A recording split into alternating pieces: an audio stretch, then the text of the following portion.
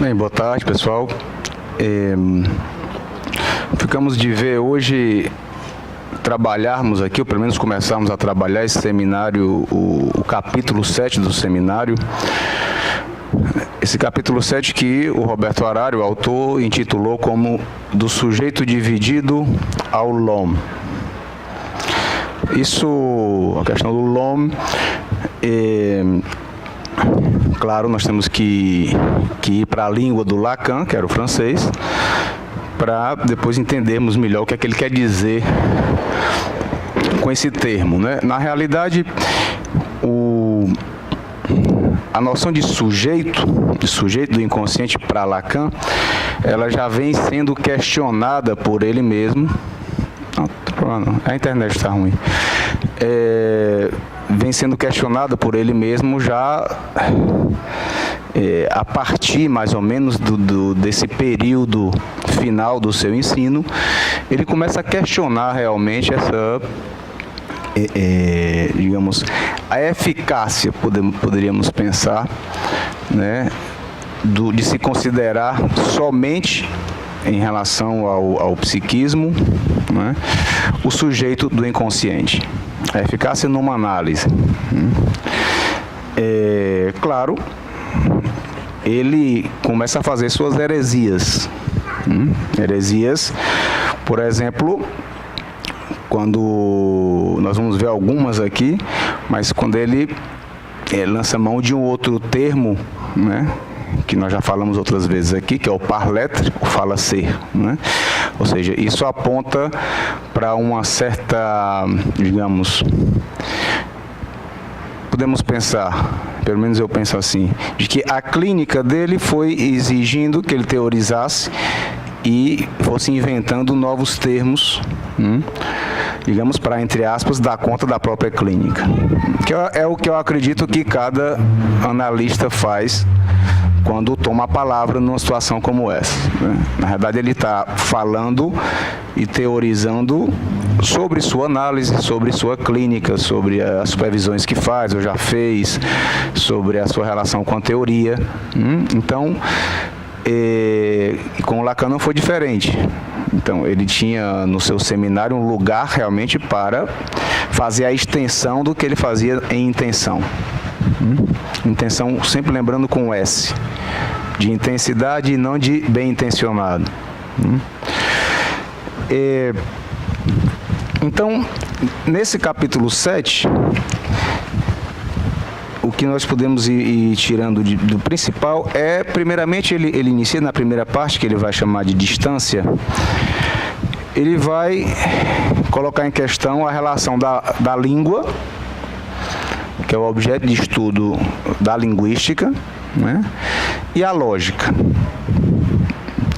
Lembrem que o Lacan, ele começa se utilizando do curso de Linguística Geral do Saussure, ou seja, trabalhando para falar do inconsciente, ou do que ele vai chamar do sujeito do inconsciente. Ele se utilizou inicialmente, no período inicial dele, ele iniciou trabalhando a noção do significante e do significado, ou seja, a partir da subversão que ele fez do signo saussuriano, né? Eu não vou repetir aqui. Quem quiser dar uma olhada, veja nos encontros anteriores. Os primeiros encontros, acredito que estão lá, um desenvolvimento aqui no quadro e tudo. Em um segundo momento, podemos pensar, ele começa a trabalhar com a lógica. É o momento também em que ele começa a trabalhar com a topologia de superfície. Eu trouxe aqui esses objetos topológicos. A banda de Möbius todo mundo conhece, né?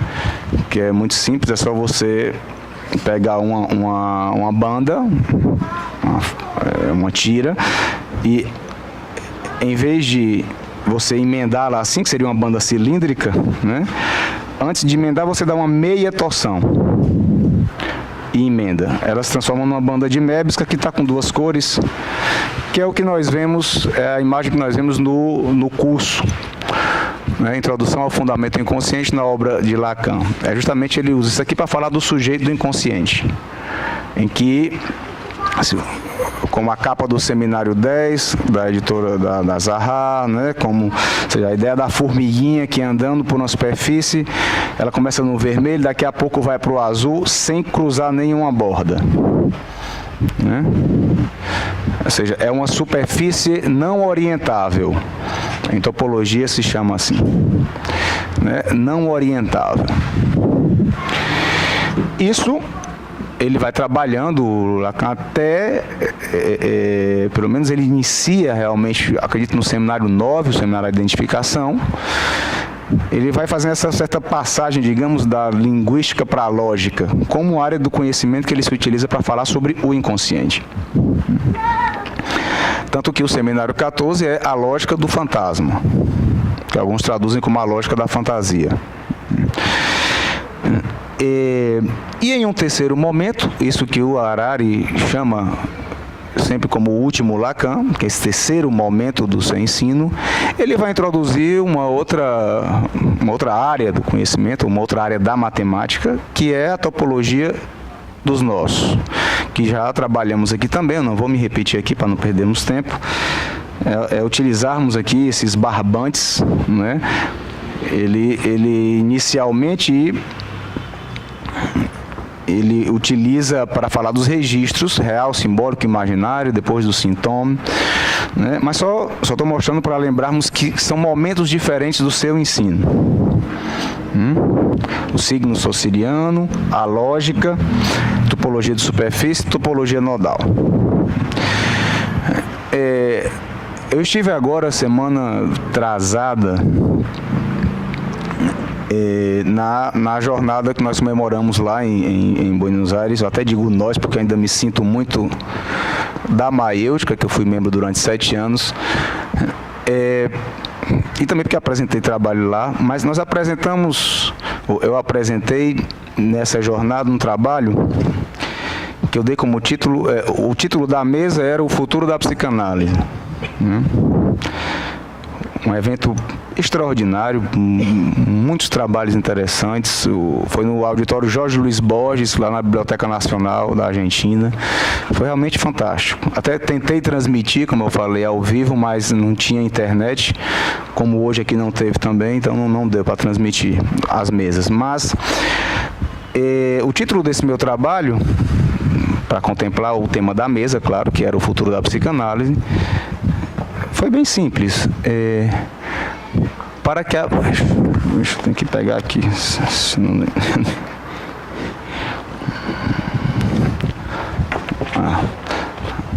Tá aqui. O futuro da psicanálise depende de que sejamos lacanianos. Você pode perguntar assim, não, mas isso é óbvio e besteira essa que você está falando. Né? Claro, né? Lacaniano no sentido de que, claro, implicitamente se é freudiano. Não tem como ser lacaniano sem ser muito freudiano. Né? Como o próprio Lacan dizia, né? Se vocês quiserem ser lacanianos, que seja, eu sou freudiano. Né? Então, claro, quando se diz lacaniano, implicitamente está também freudiano. Mas eu inicio, não vou apresentar de novo o trabalho aqui, claro, mas eu inicio esse trabalho falando de que não é tão óbvio assim dizer isso, que é necessário ser lacaniano para que o futuro da psicanálise aconteça, porque eu faço uma subdivisão do lacaniano para meio lacaniano. Eu explico isso lá, como já expliquei outras vezes aqui. Ou seja, se alguém que se detenha no meio do ensino. No meio do ensino está justamente a topologia de superfície, a lógica. Eu estou resgatando isso aqui por quê? Porque existe uma ideia muito interessante, nós usamos o termo retrofundar. O que é retrofundar? Isso é essencial para o futuro da psicanálise. Retrofundar é você poder, em um momento posterior, por exemplo, que é a nossa aposta aqui com essa atividade e a outra que está ligada a essa, o curso, né? Você, a partir do desenvolvimento posterior, mas ao final do ensino de alguém, no caso aqui de Lacan, você retornar a Freud e a Lacan com isso que sabe do final do ensino de Lacan. É uma coisa que o Aurélio Souza fala de uma forma mais simples. Você conhece o Aurélio Souza muito bem, o Helder. O Aurélio diz, olha, nós estamos lendo aqui o seminário 22. Aqui nós sabemos mais do que Lacan. Mais do que Lacan no seminário 10 ou seminário 11. Claro, a primeira coisa que vem é, poxa, que cara boçal, a gente sabe mais do que Lacan. Não é isso que ele quer dizer. Ele quer dizer que Lacan não sabia ainda o que nós sabemos no seminário 22, quando ele deu o seminário 10. Lembrem que os livros, seminário 1, 2, até o 27, são aulas, não são capítulos. Então, é um ensino que está em transformação todo o tempo, né? Então, retrofundar é estudar um certo momento da obra de um autor e retornar o que ele trabalhou antes, já sabendo mais do que ele, utilizando aqui o termo que o Aurélio fala, né, naquele momento. Isso implica, isso foi muito discutido lá na jornada que se comemorou 40 anos da Maêutica, que era a instituição que o Roberto Harari fundou. Se discutiu muito a questão do que é que esse último ensino do Lacan, né, a relação desse último ensino com os ensinos primeiro e segundo. Como alguns autores, eu me coloco também dessa forma, divida em 3 momentos, né? Primeira coisa, que foi uma das intervenções que eu fiz, um colega apresentou e a apresentação dele dava a entender que o último momento substituía os anteriores. É um erro. Não substitui. Quando Lacan fala do L'Homme, fala do Parletre, fala de Lalande, ele não está destituindo o inconsciente, o sujeito, nada disso, né? Ele nos dá ferramentas para retornar ao sujeito e questionar, né, se uma clínica é só isso mesmo, são só as formações do inconsciente, é só o analista fazer pontuações no ato falho ou no esquecimento do analisante, ou seja, claro que isso tem toda a importância, mas não é só isso. É para isso que serve os aportes dele, o que ele vai somando à sua própria obra, porque veja bem, ele passa a fazer heresias a respeito da própria obra, né? Ele vai questionar, por exemplo, que eu falava agora há pouco, a questão do sujeito e a lógica, né? Tem alguns trechos interessantíssimos aqui que eu quero ver para vocês. Ele diz, né, que a língua existe a lógica. Ou seja, a noção de existência é ter um lugar fora. Vem do existere.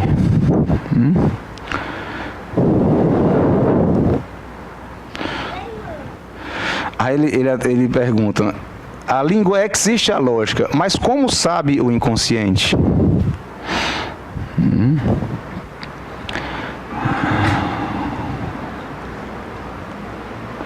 Haveria que se pressupor, isso é a página 5, haveria que se pressupor o inconsciente como uma dimensão que se encontra pivoteando entre a língua e a lógica. O inconsciente nem é lógica, nem é língua. Nenhuma das duas coisas. Podemos entender como este último Lacan vai aproximando o inconsciente de la língua. Ou seja, ele está dizendo, não é só um capricho essa coisa, la langue, la língua, a língua, não é só um capricho. Ela aponta para uma necessidade realmente de se avançar na teoria a partir da clínica.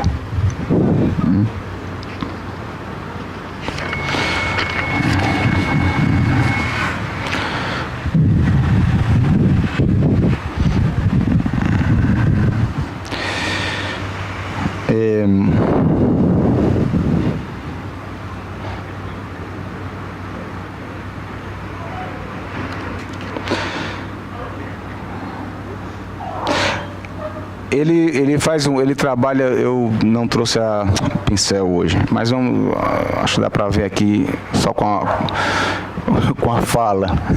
Esqueci, eu levei pensando que ia usar na jornada, deixei na mala e não trouxe hoje, então acho que não está aqui não. Mas veja bem, ele escreve, essa parte aqui na página 6, ele diz, do eu que sabe ao l'homme. Do eu que sabe. Mas veja bem o que é que ele faz aqui. O savoir, que é o saber lá no francês, né? O tempo verbal é o particípio passivo do savoir, esse tempo lá no francês, é su, S-U. Que seria o sabido, o que sabe, su, né? E o G, nós sabemos, ele usa tanto para o sujeito como para o eu, dependendo do contexto. Então veja o que é que ele faz aqui, como é costume dele fazer nesses últimos seminários seus. Trabalhar com o princípio da homofonia e não da metáfora. A própria noção da intradução e não da tradução ou introdução. A introdução, o princípio da introdução é a homofonia. O que é que ele faz aqui? Ele diz...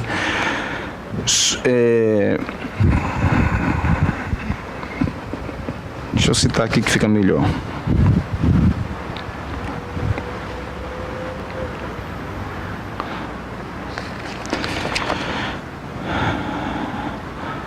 Ele reduz o sujeito ao eu. E esta é uma operação dura da parte de Lacan.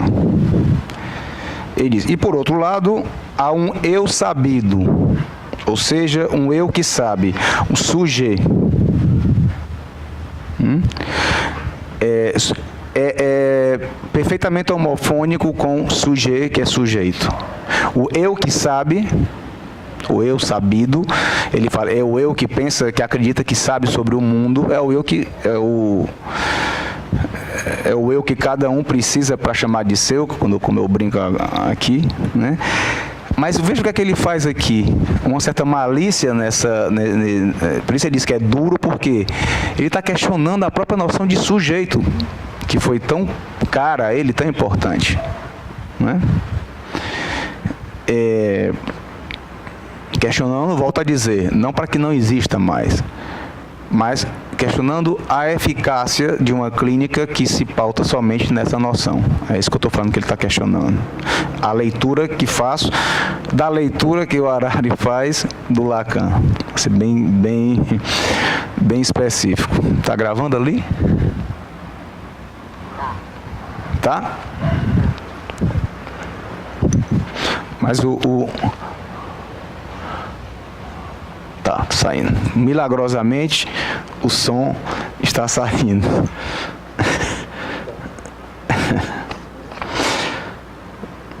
São as minhas obsessões.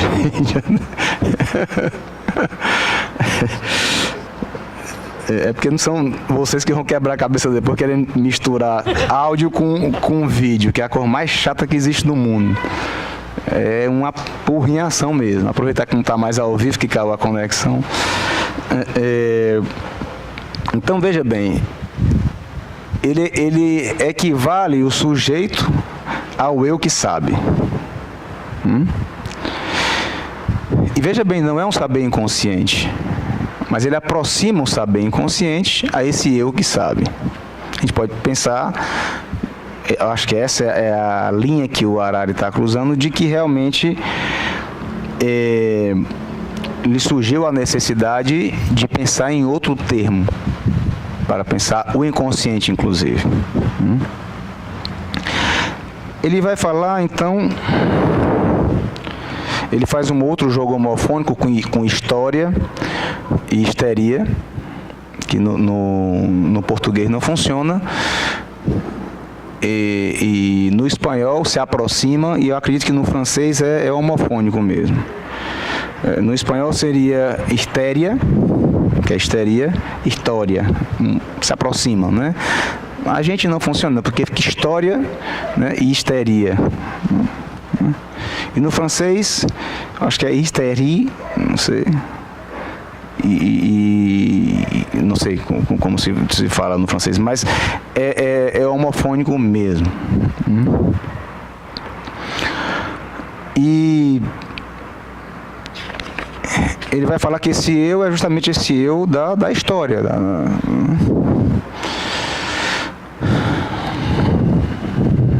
Deixa eu ver aqui.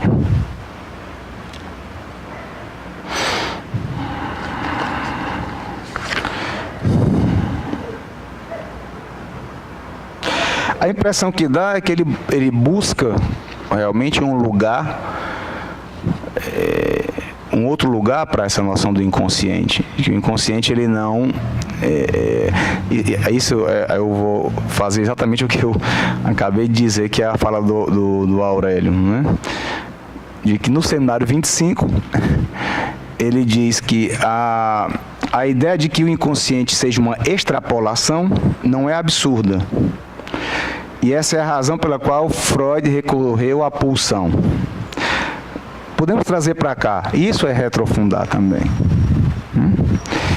De que a lógica é uma extrapolação, a linguística é uma extrapolação, porque na realidade não tem nem, ainda que você subverta o signo sociriano e tal, ainda assim aquela subversão, o que temos ali, significante sobre significado, é uma extrapolação. Não tem como dar conta do que é a ideia ou funcionamento do inconsciente. Se viu muito bem, com certeza, para entendermos melhor o que é o trabalho do sonho que está lá em Freud. Deslocamento, condensação. Né? Por quê? Porque ele traz justamente, né, como uma figura de linguagem, que é a metáfora, né, para falar da condensação, né, e a metonímia para o deslocamento. Ou seja, o interesse maior de Lacan nesse momento inicial, no primeiro momento do seu ensino, é justamente lembrar que, olha, Freud trabalhava com a palavra. Ou seja, ele vai chamar a partir disso assim, com significante. Não era com as imagens. Ou com significados. Então, por isso foi tão importante o significante sobre o significado. Ou seja,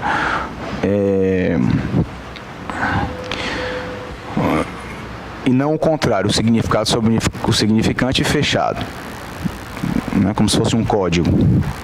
Porque isso permitiu que ele pensasse na ideia do deslizamento da cadeia significante.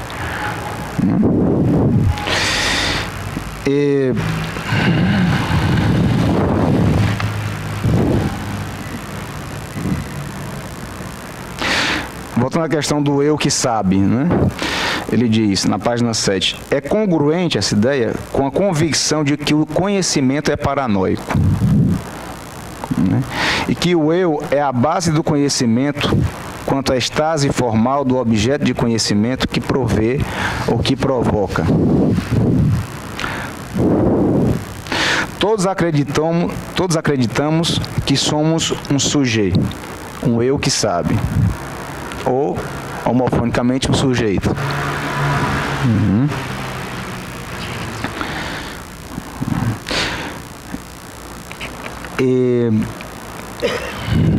Ele entra então na relação de signo e sintoma, porque veja bem, o que é interessante e que o Harari está chamando a atenção da gente aqui. Você poderia perguntar, né? Nesse último momento do seu ensino, que começa aí pelo seminário Saber do Psicanalista, ou pior, o PIR, né? o seminário 19, ou seja, que vai até o fim.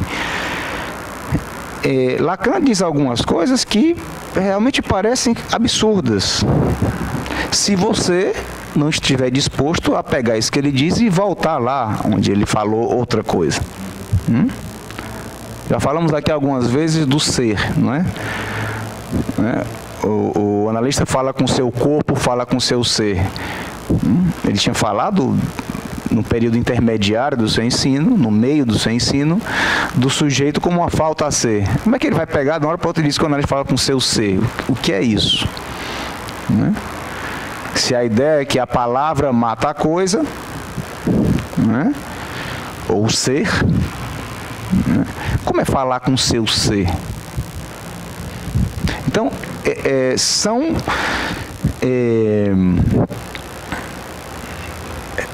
digamos, releituras dele próprio. Porque, por exemplo, ele diz em outro momento, no seminário, lá pelo seminário 17, que ele vai falar dos discursos, não é? Ele se utiliza, o Harari faz essa referência aqui, a ideia do giro, das esferas de Aristóteles, da ideia de um mundo esférico, perfeito, em que o saber está em Deus.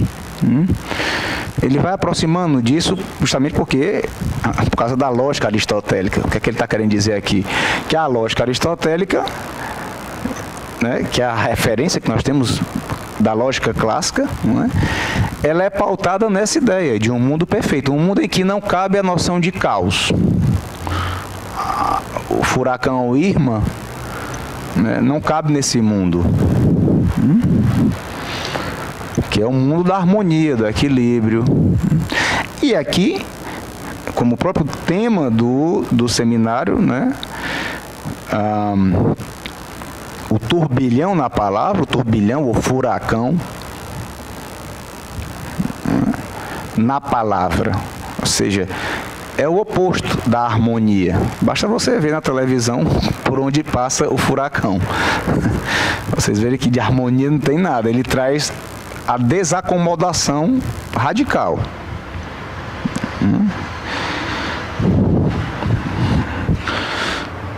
Bem,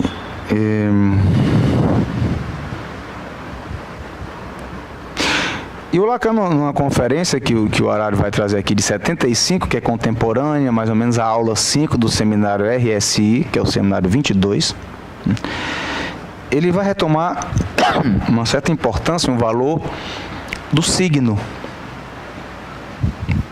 Veja bem, nos primeiros seminários ele fala, não, o signo sou siriano, vamos subverter isso aqui, porque é o significante, que é a prevalência do significante e tal. Ele retoma a noção de signo no seminário 22, né?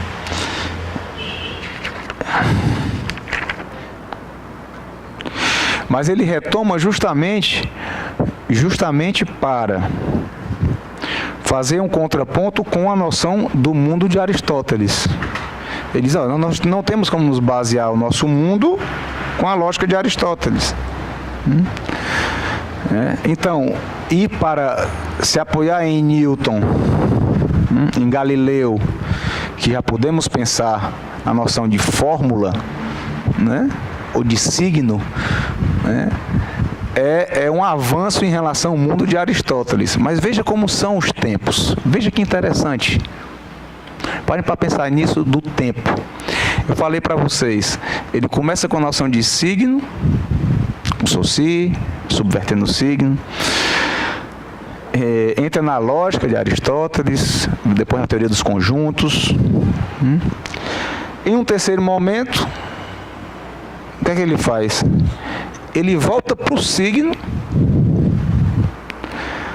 para dizer que está no primeiro momento, para dizer que o que está no segundo momento não funciona.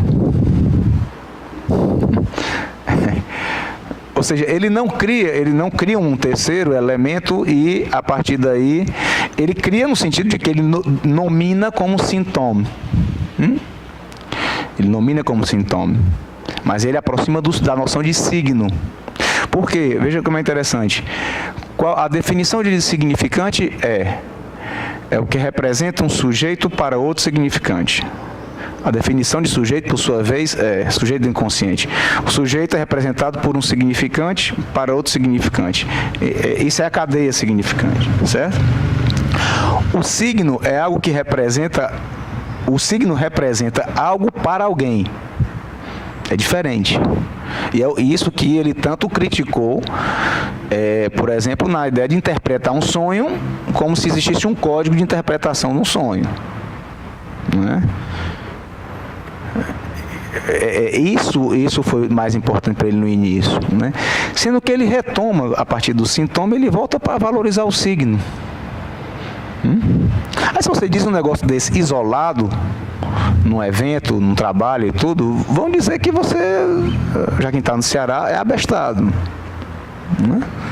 É bem isso, cara. Tu não leu não que Lacan, quando falou? Existe uma conferência do Roberto Harari, está no YouTube, eu sugiro que assistam, né? Há um último Lacan. Essa conferência é o que, digamos, me causou para, isso 14 anos atrás, para hoje em dia eu estar aqui falando sobre essas coisas. Né? Foi quando o Harari veio à Fortaleza, na época do suposto, o Helder até fazia parte lá na época das atividades, do suposto Associação Psicanalítica, em que ele veio dar um curso sobre os fundamentos da psicanálise e uma conferência que a gente deixou ele à vontade na época para ele escolher um tema, e ele escolheu esse título. Né? Lá não está o vídeo, está o áudio. Tem só uma foto dele e o áudio. Né? Que ele vai justamente falar assim, tudo bem, Lacan disse, mas quando disse? Como disse? Em que contexto disse? Por que é interessante? Você não pode fazer com a obra de Freud e de Lacan como se faz com o trabalho acadêmico. Eu falei sobre... É um tema que eu estou trabalhando e tem a ver... na verdade, esse trabalho que eu apresentei na Maêutica se viu como uma introdução, um esboço do que eu vou ter que preparar, né, para a reunião Lacano-Americana de Psicanálise, que vai ser no Rio de Janeiro esse ano. Vai ser agora 18 a 21 de outubro. Né? E o título do meu trabalho é Do que goza o meio lacaniano? Eu já mandei esse título há não sei quantos meses, já eu gosto de fazer isso para não ter perigo de mudar. Aí eu tenho que dar um jeito, me esforçar para ver se eu dou conta, entre aspas, né? Mas se eu dou conta de alguma coisa do título. Eu tenho essa mania desde o meu primeiro trabalho. Né? Então, o que é isso? O que é que está em questão aí? Que tem tudo a ver com a questão do sujeito, do l'homme, do eu que sabe, do eu sabido. É que se você pega isoladamente a noção de gozo em Lacan, em até um determinado seminário, por exemplo, seminário 17, em que está os discursos, né? Que inclusive ele se utiliza dessa noção de queda, de algo que se perde para que haja circulação, para que haja giro em relação às esferas mesmo, ao cosmos. O Lacan se utiliza disso para fundamentar os discursos, que são, eu já falei sobre eles aqui também, são quartos de giro. Diz, algo se perde aí para que haja um giro. Dá para a gente entender melhor porque é que, embora seja o discurso da histérica, discurso do analista, os quatro radicais, né, do universitário e do amo ou mestre, ou do senhor, eu não gosto muito do mestre porque eu sempre me confundo com o do universitário, tipo mestre, professor, e não é isso, é outra coisa. Mas, não, tudo bem que você ocupe em algum momento da sessão, se posicione em relação ao discurso do amo, discurso universitário, sim, é assim que funciona. Ninguém fica no discurso do analista todo o tempo, não é assim. O discurso do analista é quando pode se pensar em algo que tem a ver com o ato analítico.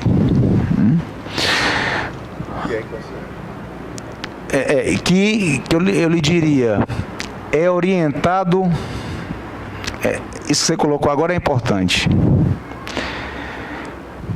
Porque, na verdade, ele segue uma orientação do real. Essa é uma grande questão. E por isso é importante também se pensar, não descartar a topologia de superfície, porque ele começou a usar a topologia nodal. Porque essa superfície, eu falei agora há pouco, ela é não orientável. Isso aqui é o que representa o sujeito do inconsciente, o inconsciente. É não orientável. Mas o desejo do analista é orientado. É orientado, melhor dizendo. Porque eu vou dizer como o Lacan mostra isso. O Harari trabalhou isso na última aula do seminário do ano passado, né? A psicanálise entre a pulsão e a poesia. Ele corta, se você corta uma banda de Möbius na sua linha mediana, você pode até pensar, né? Ah, então vai se transformar em duas bandas de Möbius? Não, ele se transforma nisso aqui, ó. Numa banda maior porque, né, cortou pela mediana. Mas essa banda aqui, o que acontece? O corte na linha mediana faz com que ela perca a propriedade de não orientável. Ela passa a ser orientada. Se você botar uma formiguinha aqui, ela não vai mais passar de uma cor para outra sem cruzar uma borda. Ela vai ter que cruzar uma borda. Porque aqui são 4 semitorções. 4. A gente não fez uma aqui? Não é? Uma semitorção seria mais uma, mais outra, mais outra. Isso aqui é a mesma coisa disso aqui, que é menor, claro, né? Ou seja, então uma torção, né? Uma meia torção é a banda de Möbius, uma torção inteira, ela fica orientável do mesmo jeito. E isso aqui serve, essa banda, para apontar para a noção do ato analítico. Entende? Então a gente tem que pensar que é uma orientação que é do real, que ele vai, é bom que você tenha colocado isso, da questão de se o ato é inconsciente ou não, né? Porque seria de outra ordem o ato, não do inconsciente. E por que é importante questionar isso? Porque quando você pergunta do que goza o analista e do que goza o analista no ato analítico, isso é uma heresia. É uma heresia quanto a um momento intermediário do ensino de Lacan. Né? Um colega que inclusive tem a tese de doutorado, ele trabalha como tema o gozo, psicanalista também. Quando eu falava, temos que nos questionar do que goza o analista, o que é que faz com que um analista atenda de manhã até de noite, não sei quantos pacientes. Algo sustenta naquele lugar ali. E não adianta você dizer assim, né, justamente porque ele não goza, é como se fosse uma entidade pura, não tem corpo, é porque você precisa de um corpo para gozar. Né? E não é à toa que o Lacan diz, o analista fala com o seu corpo. Se o Lacan diz um negócio desse, você nem que você queira, você pode dizer que o analista não goza. Né? Então, que esse gozo sequer tenha sido nomeado ainda, já que Lacan nomeou 4 somente, né? Gozo outro, gozo fálico, o mais gozar e o gozo sentido. Mas ele fez isso no seminário 22. No seminário 23, quando ele introduz um outro elemento, né? Um outro elemento aqui para construir a cadeia borromiana com 4, há uma outra divisão dos buracos, das interseções entre os registros, que é onde Lacan nomeia os gozos.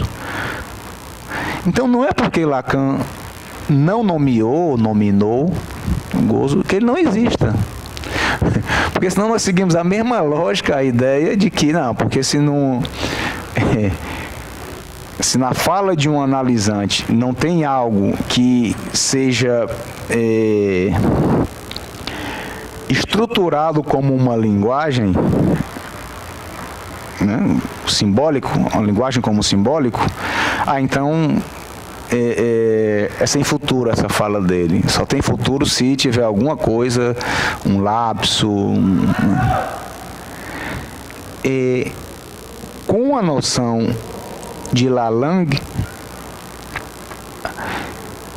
ele fala do inconsciente estruturado como uma linguagem, mas fala da relação com isso que é da ordem do pulsional também. Existe algo na fala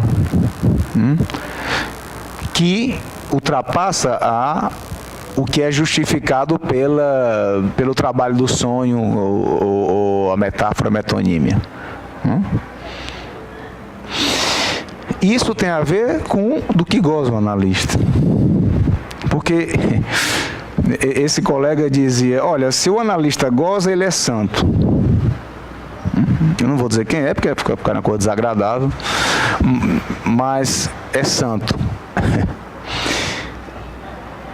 Aí dá para entender melhor com a colocação dele o que é que o Lacan joga a la Joyce, como se diz, né, com Saint-Homme. Ele fala do São Tomás de Aquino, né? Sendo que no francês ele coloca tudo junto, Saint-Homme, Santo Homem, né? Será que Lacan não está falando disso, de como goza, já que ele fala aqui, o analista Saint-Homme, né? Ou Saint-Homme, dependendo lá da pronúncia, é algo disso que permite que ele escute e que faça suas intervenções, que possam ter valor de ato.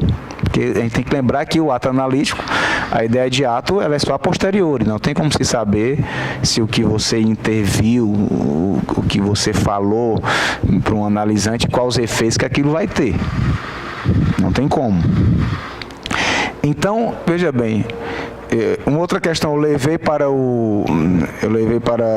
isso, o congresso que houve ano passado, até falei dele aqui ano passado, que é um congresso internacional da Escola de Psicanálise dos Fóruns do Campo Lacaniano, foi em Medellín, né? E tem um cara que realmente eu o tenho como referência, que é o Luiz Scovitch. Esse mesmo Luiz Scovitch, quando esteve aqui em Fortaleza, teve uma certa discussão, claro, dentro da teoria, da clínica, né? Discussão no bom sentido, né?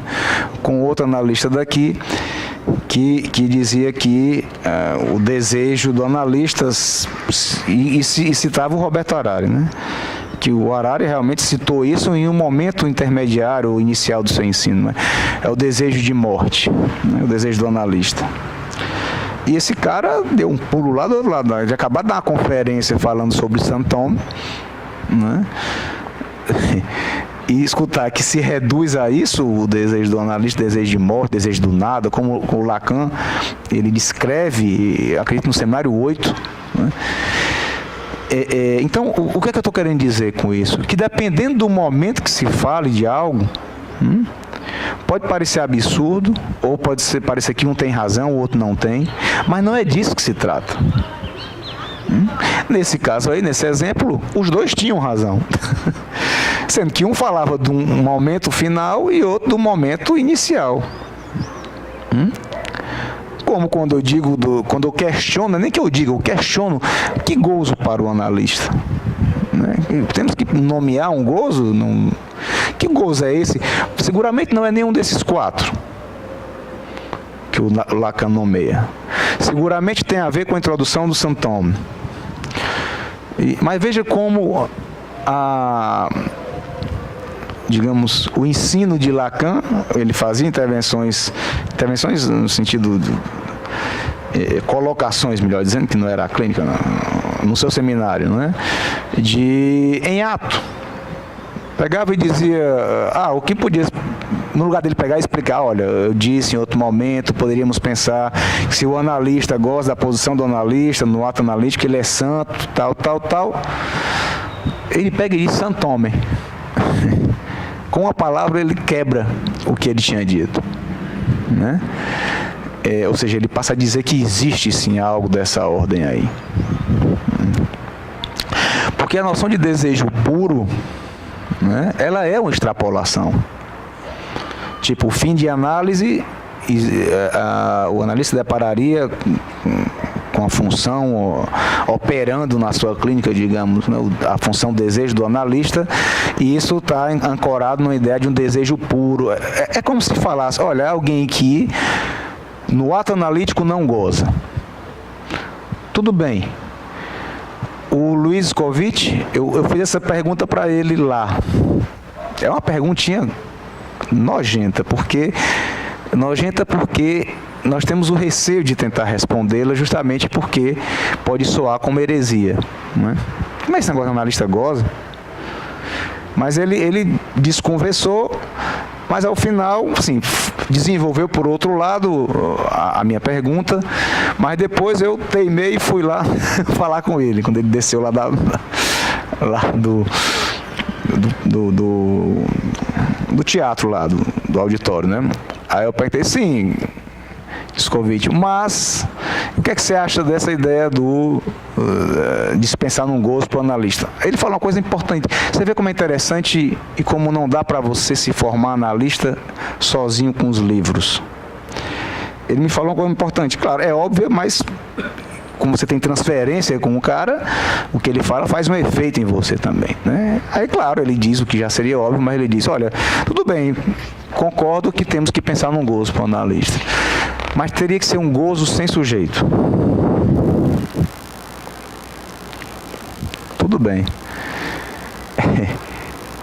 Mas veja só, será que não é isso também que Lacan está colocando em questão?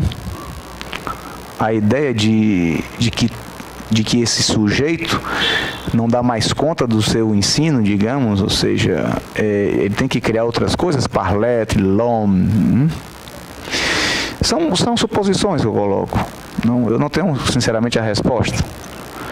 Né? Claro. Agora, é uma pergunta que remete você a diferentes momentos do ensino. Não é tão simples pegar e dizer, como um ensino acadêmico, não tem referência disso, sei lá, ninguém disse isso, você não tem referência, então não pode ser. Isso é um absurdo em relação à psicanálise. O que mais Lacan criticou e o pau que ele quebrou dentro da IPA foi justamente isso. A ideia de... Eles questionavam para os colegas, e como é isso aqui? Vocês só fazem repetir o que Freud disse? Tipo, o medidor de saber de um analista, sei lá, nos cursos, modos, não sei como funciona na IPA, mas seria quanto mais você lembrar de cor, por exemplo, o que Freud fala na obra tal, você é melhor analista. Isso é ridículo. Basta você ter uma boa memória, então. Eu tenho um colega, o Daniel Paola, colega meu lá na Escola Freudiana de Buenos Aires, que ele disse, se não fosse Lacan, eu não teria sido analista. Porque eu tenho a maior dificuldade em lembrar das coisas, em decorar coisas. Como é que eu vou ter, como é que eu ia ser visto como um bom analista, não é? Se eu não ia lembrar de citações e tal. Claro, tá certo. Não é? Então, veja bem, ele dizer isso, né, é justamente apontar para que há uma necessidade, e isso é uma fala do Lacan também, é uma condição para que a psicanálise continue, tenha um futuro, que ela seja reinventada por cada analista. Agora, claro, como já falamos aqui, não é reinventar como Jung tentou fazer. O Jung terminou criando outra coisa. Tudo bem, não tem problema nenhum, deu outro nome, é psicologia analítica, né? Não tem nenhum problema quanto a isso. Ele percebeu, o Freud mesmo, de colocar, tudo bem, é assim que você coloca, mas só não chama isso de psicanálise, chama de outro nome, né? Não tem problema nenhum. E é o psicólogo, talvez o psicólogo mais reconhecido no mundo. Ótimo. Agora, isso não é psicanálise. Isso não tem a ver com os fundamentos da psicanálise. Então, a ideia de reinventar a psicanálise, que é o mais difícil, é você poder contribuir, fazer aportes seus, mas sem criar outra coisa. Né? Por isso, eu faço uma crítica enorme a algumas, por exemplo, a Colette Solé tem falado de inconsciente real. Não, inconsciente real, não sei o quê. Que o Lacan tenha falado algo, ele é uma citação de um prefácio sobre o seminário, no seminário 11, um negócio desse. Está nos outros escritos, acredito. Que ele dê a entender em algum momento, um trecho, um parágrafo, que poderia fazer você pensar nesse termo inconsciente real. Isso não tem como justificar, por exemplo, na topologia, que ele faz, como eu já trabalhei com vocês em outro momento aqui, ele faz o nó de 6, isso está nas 2 primeiras aulas, 3, dos 10 encontros do ano passado. Se vocês quiserem ver lá, está lá. Que a gente trabalhou a psicanálise entre a pulsão e a poesia. Né? Que ele usa a cadeia borromiana com 6 elementos para falar. Ele coloca lá. No lugar dele usar para os registros, real, simbólico, imaginário, ele usa para fundamentos. Ele coloca lá pulsão, inibição, inconsciente, real, fantasma e princípio do prazer. E relaciona entre eles. Se cortar um, tipo, se eu chegar e disser aqui, não, foi o seguinte, esse negócio de inconsciente não rola mais não, vamos tirar aqui. Todos os outros eles fazem. Então, o Lacan amarrou literalmente de um jeito o ensino dele, que você não pode chegar aqui de uma hora para outra e dizer, não, o inconsciente, tem 2 inconscientes. Tem o inconsciente real e o inconsciente simbólico. Você não pode dizer isso. Não pode dizer porque não tem rigor topológico nenhum. Não tem. Você pode até dizer, mas aí faça como Jung, crie uma outra coisa com outro nome, né? Porque ele faz essa cadeia de 6 que eu trabalhei nos 10 encontros do ano passado, numa das aulas do seminário 25, é no fim do seu ensino. É praticamente o último seminário, porque os 2 que vêm depois ele já está bem debilitado, de saúde mesmo, física. Então ele ainda está trabalhando todo o gás no 25.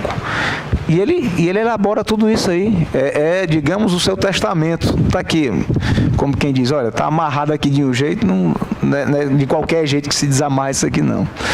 Aí vem um analista e tira o inconsciente e bota outro inconsciente. Ou seja, não pode fazer isso. Por isso, o funcionamento da topologia nodal tem a ver com a incorporação, não é com a substituição. Isso eu dizia no início do meu trabalho lá na jornada maêutica. O que é que um outro analista, o Jacques Lamillet, com o livro Ultimíssimo Lacan, tem proposto, pelo menos essa é a leitura que eu faço, claro, outras pessoas fazem outras. A impressão que me dá é só sobre isso que eu posso falar aqui. Aliás, é só sobre isso que qualquer um pode falar. Não tem como se saber a verdade do texto de alguém. Agora, me dá a entender, me soa, como que ele faz uma substituição. Ele substitui os períodos iniciais, intermediários da obra de Lacan pelo que ele chama do ultimíssimo, ultimíssimo Lacan. Né? Que é a partir do meio do seminário 23. Ele vai dizer que Lacan, a partir daí, disse tais e tais, eu não vou desenvolver isso agora, claro, tais e tais coisas, tem uma pertinência o que ele diz, eu não vou dizer que é um cara inteligente, culto, brilhante. Quem disser que não é, está mentindo. Agora, também ele vai contra a ideia da topologia, que é você incorporar elementos e a partir daí fazer uma leitura diferente desses elementos. Porque ele pega e substitui. A substituição, lembrem, é a lógica de funcionamento da metáfora. Né? O que é a metáfora paterna? É a substituição do significante do desejo da mãe pelo significante nome do pai. Isso é a metáfora paterna. E toda metáfora é a substituição de um significante por outro. Então veja como é contrassenso você trabalhar o ultimíssimo Lacan, que ele trabalha justamente com o nó de 4, nó borromiano de 4, depois de 6, e no lugar de você incorporar e fazer uma releitura, como o próprio Lacan faz, você pega e substitui. Não, aquilo não serve mais não, o que serve agora é isso. O primeiro Lacan foi substituído pelo... Como se substituir um significante numa metáfora, né? Esse seminário 25, esse nó de 6, foi o que principalmente justificou o título do meu trabalho lá na Maiúdica. Justamente por quê? Porque Lacan dá exemplo disso todo o tempo.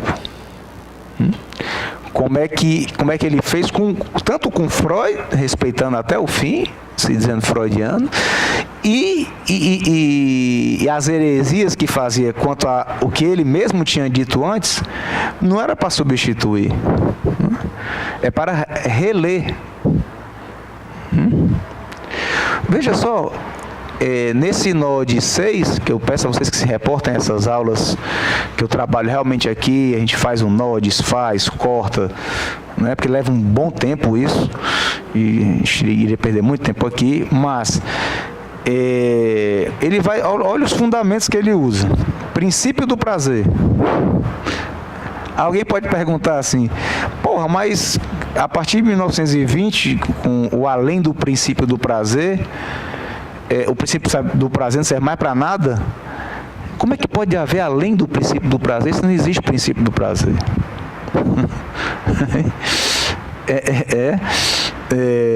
É isso, em Freud também. Uma coisa não desdiz a outra. Uma coisa se acrescenta a outra para você poder ler essa outra anterior de uma forma diferente. Essa é a noção de retrofundação. Se a gente tivesse saído com essa noção daqui hoje, estava muito bom, porque é retrofundar a psicanálise. Ou seja, fazer o retorno, cada um fazer o seu retorno a Freud, Lacan, a partir também do que foi feito no final do ensino de Lacan. Fale aqui, por favor. Ele falou no microfone, eu tenho que falar. Claro. Vem pra cá. Eu lembrei de uma... Não sei mais se pra cá, mais pra cá. Se é você verdade, sai na mas televisão acho que é na também. Coleção, transmissão da psicanálise, né? Acho que da curadoria aí, esqueci o nome. Que o próprio Lacan, quando rompeu e tal, ele disse com ironia, não sei, mas que o pessoal achava que a segunda tópica anulou a primeira tópica. E por isso as pessoas tinham escrito. Tinham escrito. Ótimo, você ter colocado. Como é que se diz? Desconsiderado o inconsciente. Porque a segunda tópica já não tinha eliminado, substituído completamente, metaforizado, né? Como a primeira tópica, né? Inconsciente para consciente. Sim. E a segunda já não fala nem literalmente, né? Na letra, a palavra inconsciente. Talvez por isso os pós-freudianos tivessem se distanciado do inconsciente. Ótimo. Ainda bem que você me lembrou disso. O exemplo foi ótimo, porque justamente isso fez com que Lacan fizesse o que ele mesmo chamou do seu retorno a Freud, que retornou à primeira tópica, já que só se falava da segunda tópica, do eu, no caso é o eu, o isso, o super-eu, né?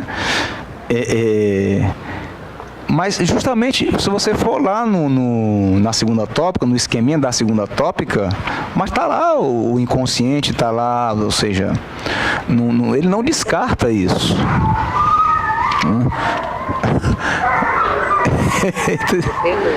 Deve ser atropelado. Hein? É o quê?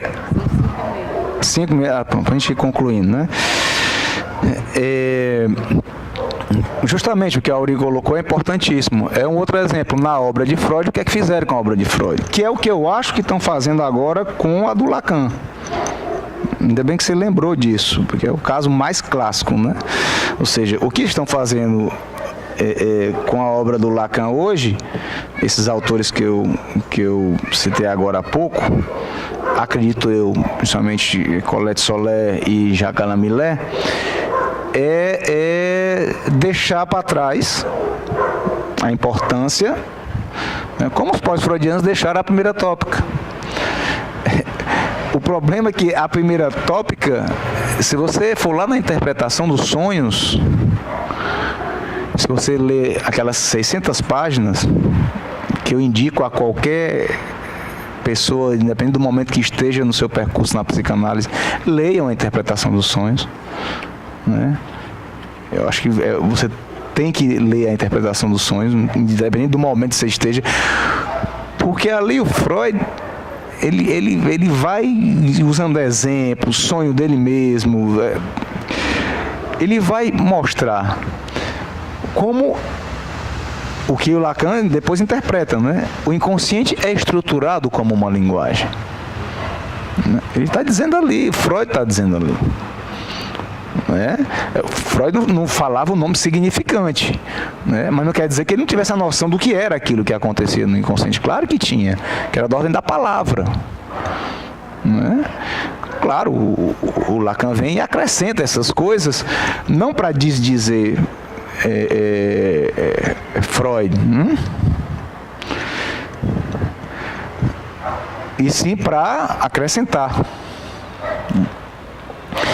Então ele vai retornar a textos como a psicopatologia da vida cotidiana. E veja bem que interessante, de um lugar, que é o único lugar que o analista tem para falar numa psicanálise em extensão, que é do lugar de sujeito, lugar de divisão. O sonho da injeção de Irma é um sonho de Freud. Ele coloca, ou seja, você vê o nível de exposição, né, querendo ou não, que o cara se coloca. Ele coloca o sonho paradigmático, ou seja, um sonho modelo, tal, é um sonho dele. Ou seja, mais na posição de sujeito do que essa, impossível, não é? O esquecimento lá do Signorelli é um esquecimento dele, por questões inclusive constrangedoras, temas relacionados a sexo e morte. Então realmente ele escreveu sua obra, assim como o Lacan também, no seu seminário se dizia, quando estou aqui falo do lugar do analisante, não é do analista. Ou seja, não é do lugar do ato analítico, né? É de um lugar de divisão, de um lugar de busca de saber. Por isso é do analisante, ou da histérica, que é o discurso do analisante, podemos dizer, o discurso da histérica, como Lacan propõe no seminário 17, né? E para reinventar a psicanálise é só desse lugar, não adianta você querer do lugar do universitário com a tese de doutorado ou com uma dissertação de mestrado, querer fechar uma questão a respeito, por exemplo, de um tema, gozo. Não é? Porque ainda que você fosse, até como esse autor que eu falei agora há pouco, esse colega seguramente não estudou o que é o gozo depois do seminário 17, ele não tem a menor noção do que é sintoma, do que é, ou seja, né, da topologia, do que é incluído em relação aos gozos com a topologia nodal. Ele se deteve na noção de gozo como o Lacan propõe no seminário 17, que é importantíssimo também, que ele vai formular os discursos. Mas não tem como você pegar e pronto, é isso aqui. Não tem. O próprio Lacan foi mudando isso. Mudando. Por isso, uma questão, ainda que seja herética, do que goza ou não, ela é importante que seja colocada. Eu sei, não quer dizer que a pessoa que coloca como eu tenha a resposta, até porque eu não tenho mesmo. Agora eu tenho a pergunta. A pergunta eu tenho. A minha clínica me faz perguntar isso, não é?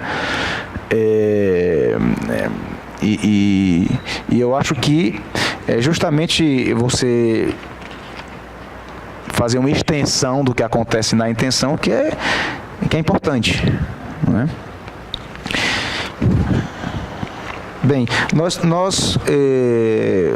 só antes que que mais alguém saia, em relação às datas, e também pedir para que vocês assinem aqui, tá? Não esqueçam de assinar, porque eu vou mandar o convite para que seja gratuita a aula do curso, somente para os que assinarem aí, né? Que é como eu tenho que saber quem estava presente. Em relação às datas, né? Daqui a 2 semanas nós vamos ter a segunda aula do curso, né? Sobre o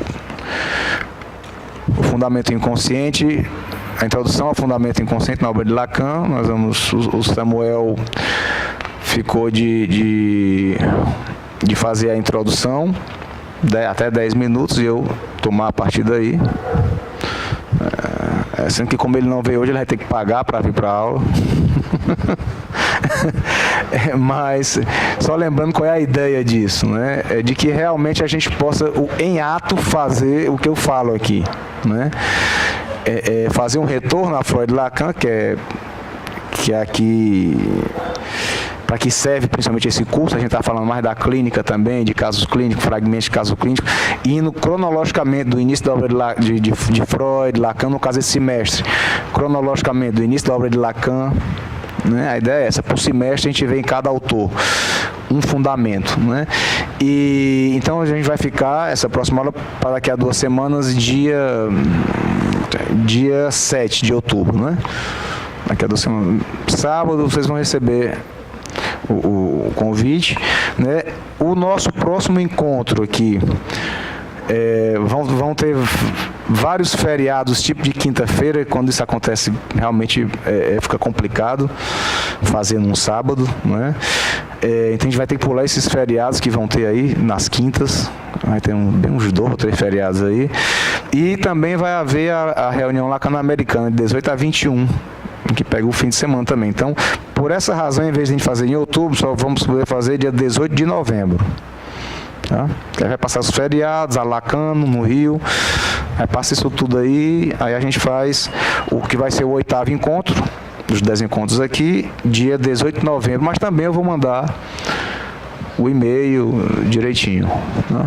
Como é? Porque ela está perguntando sobre daqui a 15 dias Daqui a 15 dias, como sempre, depois do encontro, temos uma aula do curso, né?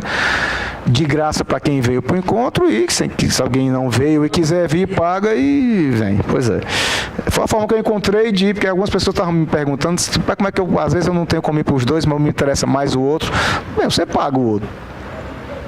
Botou um valor simbólico, acessível, mas eu faço questão de fazer essa diferença em assistir, em participar das 2 atividades de forma articulada e só de uma.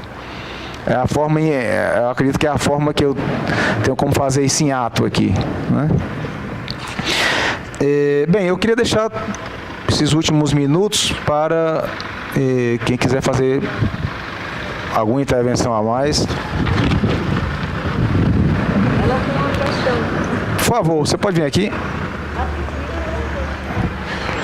Vem na Globo, para aparecer na Globo aqui.